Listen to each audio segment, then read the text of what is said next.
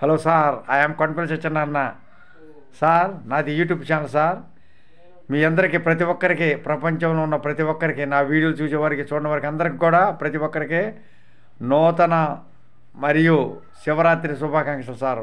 2025 సంవత్సరం సార్, మహాశివరాత్రి పర్వదినం సార్. ఇవాళ శివుని గుడికి వెళ్ళి నిత్యం పొద్దున్నే మనం లేచి మన కాలకృత్యాలు తెచ్చుకొని శివుని గుడి దగ్గరికి వెళ్ళి చక్కగా 3 ప్రదక్షిణాలు చేసి శివుని మనసారా ప్రార్థించి చక్కగా ఒక కొబ్బరికాయ కొట్టుకొని చక్కగా అక్షంతలు బ్రాహ్మణ చేత వేయించుకుంటే చాలా మంచి సార్. అలా మనకి వీలు కాకపోతే మన ఇంటి దగ్గర అంత దూరం వెళ్ళలేకపోతే మన ఇంటి దగ్గర శివుని పటం ఏదైనా సరే, శివుడి బొమ్మ ఆకారంలో ఉన్నది ఏదైనా మనం మనస్ఫూర్తిగా దండం పెట్టుకున్నా సరిపోతుంది సార్. ఇంటి దగ్గర అయినా శుభ్రంగా స్నానం చేసి కాలకృత్యాలు తెచ్చుకొని శుభ్రంగా స్నానం చేసి స్నానం చేస్తే చాలా మంచిది సార్. మహాశివుడు సార్. శివుడిని బోలా శంకరుడు అంటారు. శివుడికి చాలా పేర్లు ఉంటాయి. శివుడు, శంకరుడు, శివ కేశవులు, ఇలా చాలా రకాల పేర్లు ఉంటాయి. శివుడు, శంకరుడు, అది సార్. రుద్రనేత్రుడు కూడా అంటారు సార్. 3వ కన్ను ఉంటుంది రుద్రనేత్రుడు. శివుని ఆజ్ఞ అయితే చీమైన కొట్టదంటారు సార్. శివుని ఆజ్ఞ అంటే ఏంటి? అప్పుడు చీమంట కోరుకుందంట, నేను చస్తే ఈ జనాలు చావాలని.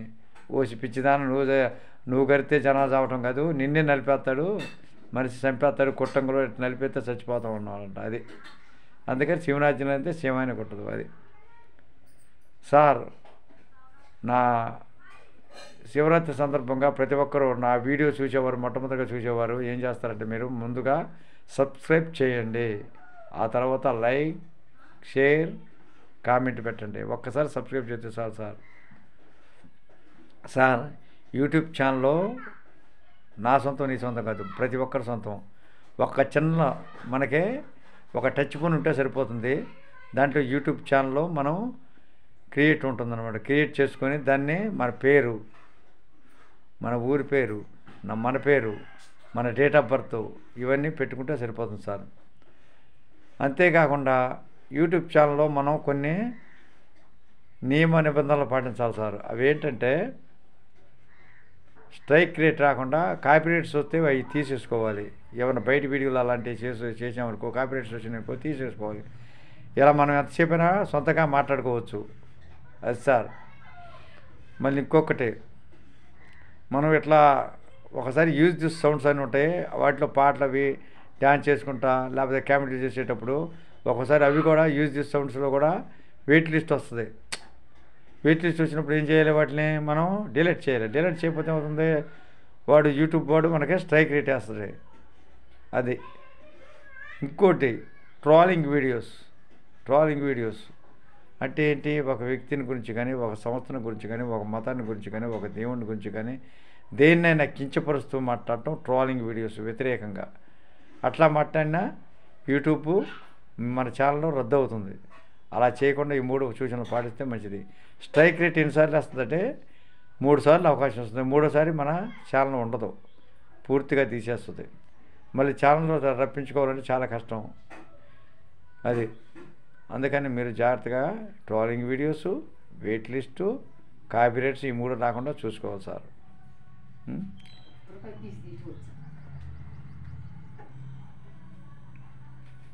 శివునికి పార్వతి పరమేశ్వరులు.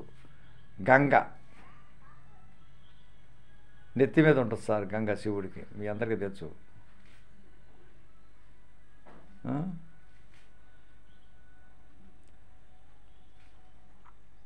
ఇప్పుడే నేను వెళ్ళడం శివాలయానికి వెళ్ళొచ్చాను సార్. మీరు కూడా మీకు దగ్గరలో వెళ్ళడం, ఎన్టీఆర్ జిల్లా వెళ్ళడం గ్రామంలో శివుని సంబంధించిన గుడి ఉంది. ఆ గుడి దగ్గరికి నేను మా బాబు వెళ్ళొచ్చాను సార్, మా చిన్నబాబు. సరే, మీరు కూడా శివుని గుడికి మీ దగ్గరలో ఉన్న గుడికి వెళ్ళండి సార్. లేని పక్షంలో మీ ఇంటి దగ్గర